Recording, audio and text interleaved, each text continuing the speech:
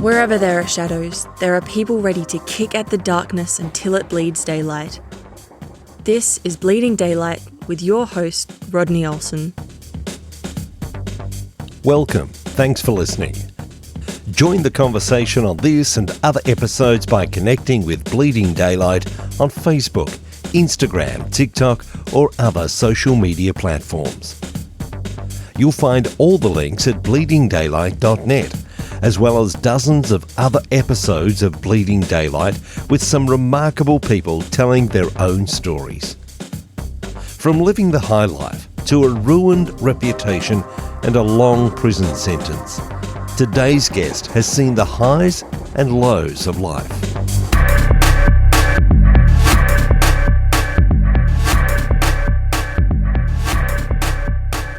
Joining me today is Gane Jr, a master coach, sought-after speaker and published author, whose life embodies the heights of success and the depths of adversity.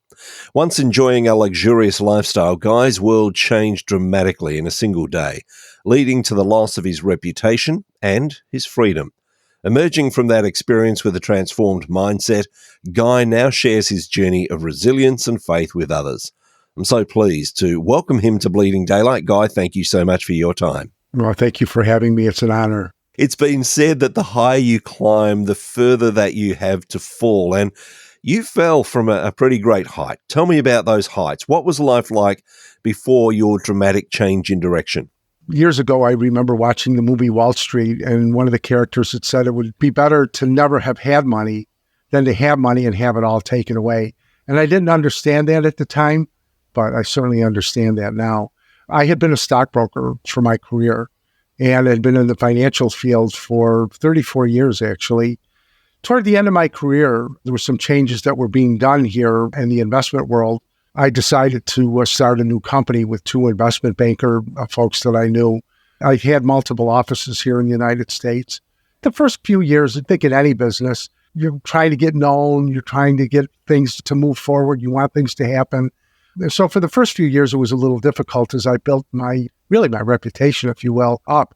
As time went on and I was doing such a good job with my clients that they not only continued to do business with me, but they referred their friends, they referred family. So consequently, I had many, many, many clients. By the end of my career, I was dealing with millions and millions of dollars, well over 1,000 clients. I would do seminars actually every 6 to 8 weeks, and I had done that for a number of years. Financially speaking, I was doing phenomenally well, consistently making $500,000 a year. I could have made more if I wouldn't have given business away to my brokers. I had offices in New York City, an office down in Florida, another office up in Maine, just opening up another office in Boston when everything happened. I had a very, very enjoyable life. And even despite all of the things that have happened since, I have to tell you, Rodney, I feel very blessed. I really do. I didn't like going through the lows, but it made me into another person. It showed me another direction that I needed to go to. I've always had a very strong faith in God. I know a lot of people, when they go through adversity, if they even are believers, they think, well, God did this to me. Well, God didn't do anything to anybody. He gives us free will, free choice.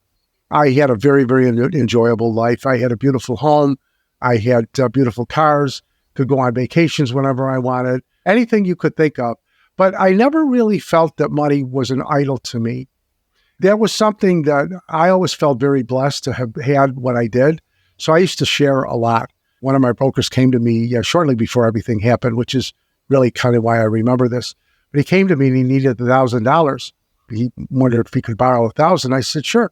But I didn't say yes. I said, is that going to be enough? Which is kind of crazy, because I don't know too many lenders that would say, well, you're actually asking for this amount, but is that going to be enough? It was my way, I felt, to give back to people. Unfortunately, at that point in my life, things turned around pretty drastically. And as you mentioned, within a day, things did change. Tell me about that day. What actually happened on that one day that turned your life around? I actually came to my office in Buffalo a little bit later in the morning that particular day. We were used to having a lot of cars in our parking lot. We owned the building. We were the only ones in the building, so it wasn't like there were other businesses there. When I came in, I noticed all of these cars there. I noticed the postal truck was there. I noticed the police car was there. But we were near a corner, and it was not uncommon to have accidents and, they would pull over into our parking lot. There was nothing really that gave me any indication. As I pulled into the parking lot, a gentleman came to my door, opened up the door, and he said, "Who are you?"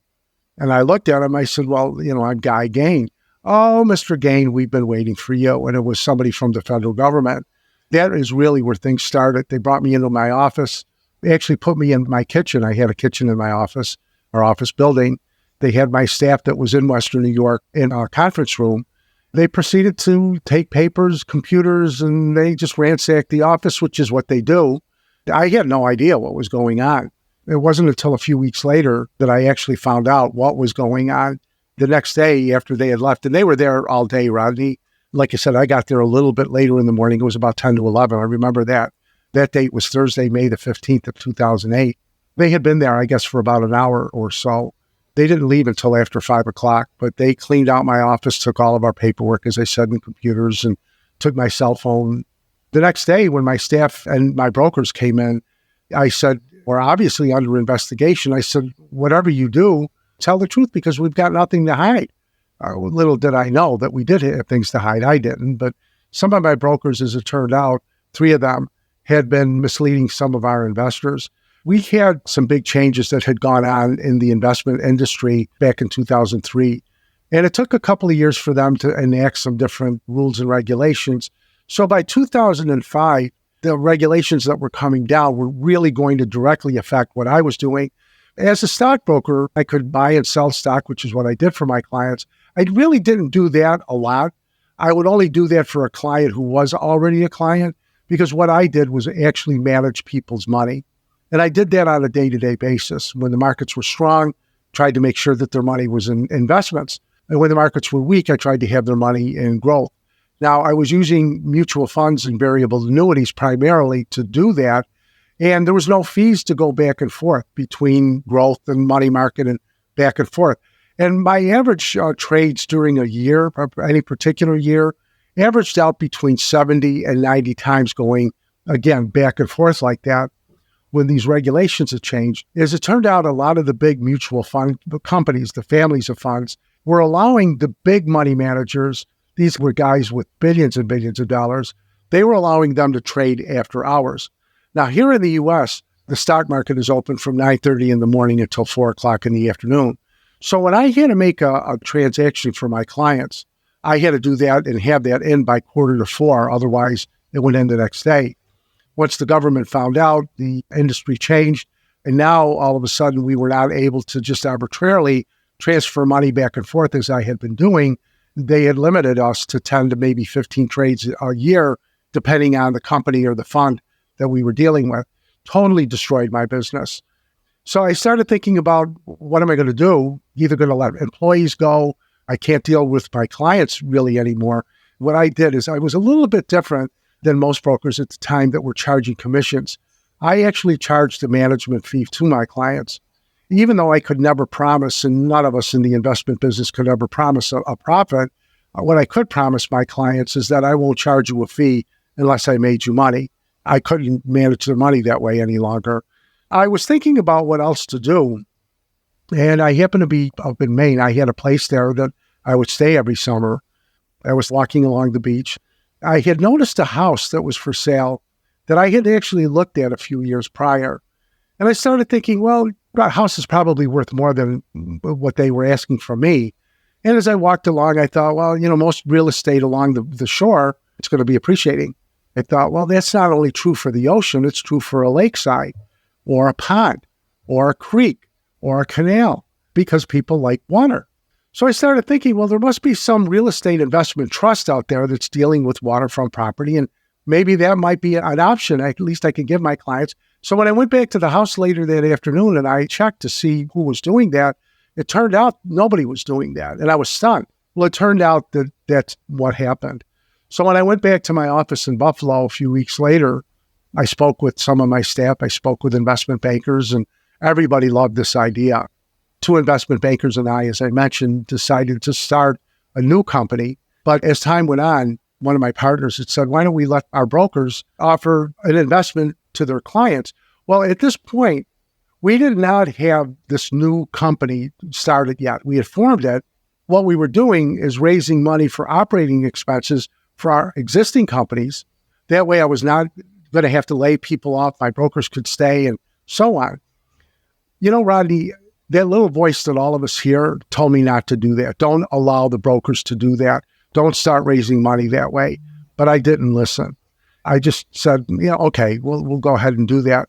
And that was a big mistake because as it turned out, 3 of my brokers had been misleading and outright lying to the investors and telling them that the money was being invested in waterfront property, telling them that our money was being invested in dormitories. In the state of Maine, we were working on a project with one of the big universities in Maine to actually build dormitories for them. But none of that was where that money was going. The client, the investor, did get documents saying this money was being used for operating expenses of our company, not investments. But people don't remember that. It was ironic, Rodney, because the day that the government came in, all of this money that we had raised, and by this point, we'd raised about $5 million. All that time, I was trying to find permanent financing, not only to continue to grow, but to get everybody their money back and so on. And it was ironic because the day that the government came in, I had appointments with the investor. I had sold a portion of the company to an investor who was giving us the money that everybody would have been paid back. But because the government came in when they did, and I have my feelings that they knew something was going on. I don't know that for certain, but unfortunately, nobody got their money back. The government, when they came after me, actually was a few months later. And in the meantime, I had actually had a heart attack. And I had actually died. They brought me back with the paddles. I really thought, well, it can't get any worse. I mean, you die and come back. I mean, how much worse can it get? Well, a few weeks later, after that had happened, I found out. I argued with the government that I was innocent, that I had not done what they were accusing me of. They would not free my money up, took all of my assets. I had to end up going to a public defender who from almost day one kept telling me, you got to plead, you got to plead. I said, I'm not going to plead to something I didn't do. And in fact, as time went on, I ended up taking 2 polygraph tests and passed them both. A few years later, I still got indicted. About a year and a half after that, I got sentenced to a 13-year prison sentence. There's a story behind that time when you had the heart attack. Tell me what went on at that time. Once I had gone to prison, I had to go to the medical department, and I spoke with a doctor there. I had all of my medical records sent to the prison. When I sat down with this doctor, he said, I seen you had a heart attack. I said, yeah, I did. He said, I'm a cardiologist, but I retired. He said, I do contract work now and then for the government. He said, I see they brought you back with the defibrillators. I said, yeah, they did. And he said, they work less than 2% of the time. I said, really? I didn't know that. I thought they worked all the time. He said, no. He said, most people think that they work all the time, but they don't. It's less than 2%. He said, God has a special plan for you. And I said, yeah. I said, I got 13 years. He said, no. He said, God has a special plan for you. I've never forgotten that, obviously, all of these years later. I came to realize that there were things that I would never have known. Guys would come into prison, white-collar offenders, bankers, doctors, lawyers. And what I came to find is guys would come to me and kind of cry on my shoulder. And, they had just got in there, and I remembered what that was like. And I would say to them, well, now you've been blessed and you don't realize you've been blessed. And they'd look at me like I had 3 heads. And I said, now you know who your friends are. And now you know who really loves you. Because, Rodney, I had literally hundreds of quote-unquote friends. When everything happened, those people were nowhere to be found. Remember before I mentioned all of the money I had loaned out to people? And, I always felt if you loan money, it's more of a gift because if you get it back, you're not going to get mad at people because they probably won't pay you back. At that point, I really needed as much money as I could. I mean, I was broke. I had nothing, literally nothing. I couldn't even get a return email, leave alone a phone call from some of these folks that I had helped out. The first couple of years I was in with child molesters, with rapists, with bank robbers, with murderers. It was really tough. But I learned a thing or two about life being in there. And I was able to observe people.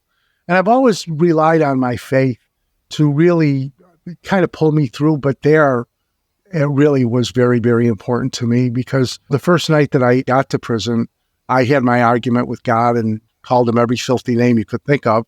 And as I was laying in my steel rack crying with my shirt over my face because I didn't want the other guys to see me, I remember that was about 11:30 at night. And it was just one of those defining moments that I think my healing started. But I had to leave my home. I had to leave my children. And anybody that goes to prison, it's awful to go through. But the real victims are your family. In the U.S., we have 5% of the world's population, and we have 25% of the prison population of the world here in the U.S. I came to find different types of people that looked at things in different ways. And I was just in one of those situations where I had to man up. I used to be a weightlifter. As I got really busy, I was too busy to really work out anymore. So I really let myself go for a few years before I got into trouble. Going to prison, when you walk through those doors, Rodney, you're either the predator or you're the prey. I decided that I had to get strong again. I had to start working out again. And I was not going to be the prey. I certainly was not going to be a predator. Now, I'm not saying everybody gets attacked, and I'm certainly not saying everybody is a predator. But those two are really the way it is there. Being an older gentleman, I had seen guys my age get picked on pretty badly. I told people, I said, if somebody comes at you in whatever way you think that they can come at you, you have to defend yourself, even if you get beat up. Because if you don't, you will be picked on, abused for the rest of your time in prison. You mentioned that when you go to prison, when everything falls away, you get to learn who your friends are. And I guess it's no surprise that you lost a lot of friends. But were there any friends that stuck around that surprised you?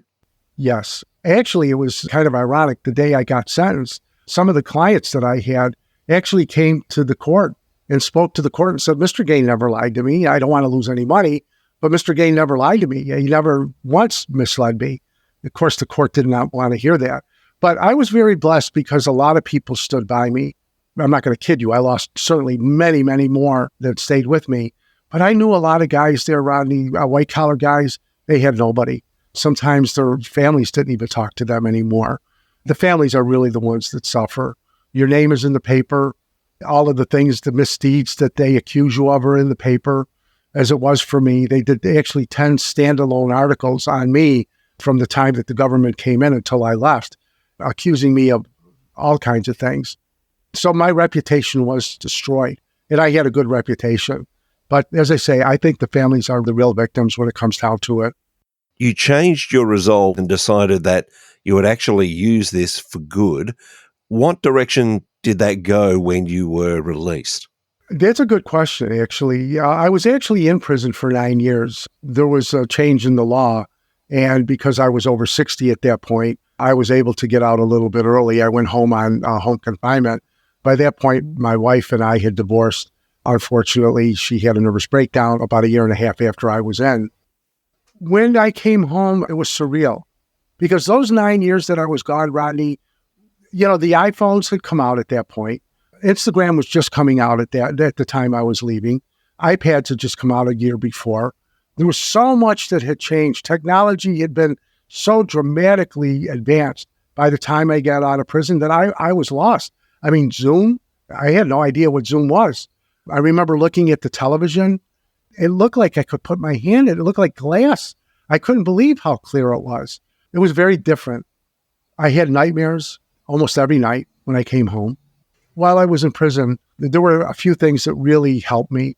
One was that I was the music minister for our churches. And the other thing was I wrote my books.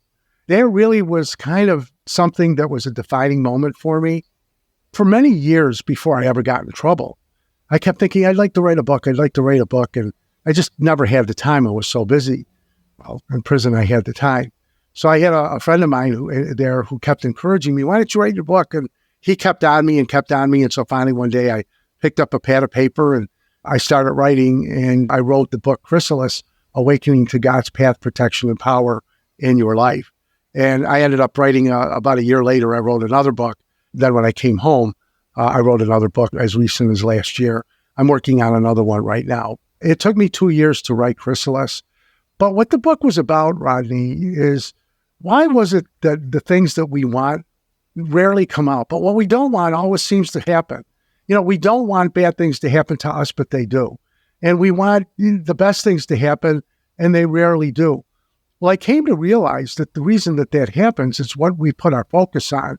For me, this book is a book that, in Jesus Christ's own words, shows not to doubt. Jesus talked over and over again, not to doubt, to believe, to have faith. And what I did in this book is give the examples, many examples of what Jesus had taught, as well as, biblical figures. I really felt it was a higher calling that I frankly did not think I was worthy to do. I kept questioning that. How can I sit here and write these things? But, Rodney, I've said this to many people over the years. I did not write Chrysalis entirely. I wrote maybe 20% of the book. The rest of it was just, and I say this humbly, was inspired. Because when I would reread the book, I would say, wow, this is a pretty good idea. I should start doing this. I remember the things that I wrote, but even today, when I look through the book again, I thought, wow, it's pretty insightful. My second book was Unchained and Unbroken, Life Lessons and Strength Training from a Jailhouse Gym Rat. And that one was more about prison and working out, how to get strong, supplements, diet, all of these type of things. As I said last year, I published a book called Manage Money, An Avenue to Wealth. I took what I would do as a financial advisor and condensed into very easy reading so people could manage the money on their own the way I did. It's been quite a journey. And I'm wondering, as you look back, even though, as you say, you did your best to tell your clients the truth, but unfortunately you came unstuck when others that you were associated with weren't doing the same. When you look back across it, would you want to go through all that you've been through again, or would you want it to turn out differently? I would want it to turn out differently. But, there's a saying that the Romans had, a wise man learns by the experiences of another, a fool by his own. The government was right in coming and investigating our company. They were 100% right. Despite the fact that I didn't know, I should have known. I was the president of the firm. I should have known. But when you have a company, and I don't care if you've got 30 people like I did in that office, or if you've got thousands of employees, you're the one that's responsible. And had the government said to me, look, this is your company, you're responsible for what your people have done, I would have had a plea right away. I ended up pleading, by the way. I wanted to go to trial, but then I started finding out if I went to trial, I found this out almost too late. If I went to trial, they could double and triple, which they do routinely, the amount of time they were going to give you in a plea deal. I wish the government would have said, you're responsible. But instead, what they did is they put out to the media that I was the ringleader. I was the guy that instructed everybody to do everything. I was the guy that did this and that. My reputation, as I said, was ruined. If I had to do it again with what I know now, it would have never happened. But, we're looking at what comes first, the chicken or the egg. Back then, I did what I thought was the best. It wasn't good enough, and I understand that. The people that lied and said that, I instructed them, I understand. I mean, they were looking at jail time. If you can blame somebody else, that's a human tendency, drowning man syndrome almost, where the person that's drowning will sometimes drown the person that's trying to help them. Honestly, I hold no animosity to anyone. The government, these folks that said what they said, it doesn't matter. We can't blame other people. We can't blame God. We can't blame outside forces that, they did me wrong or they did that. We have to learn by the mistakes that we make. And I've learned by them.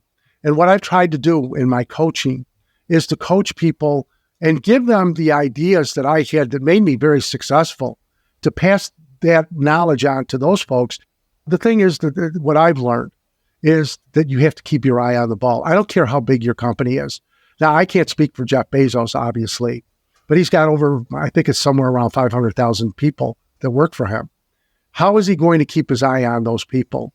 He has to rely on his management, on his lower management, his mid-management, his upper management to keep an eye on things.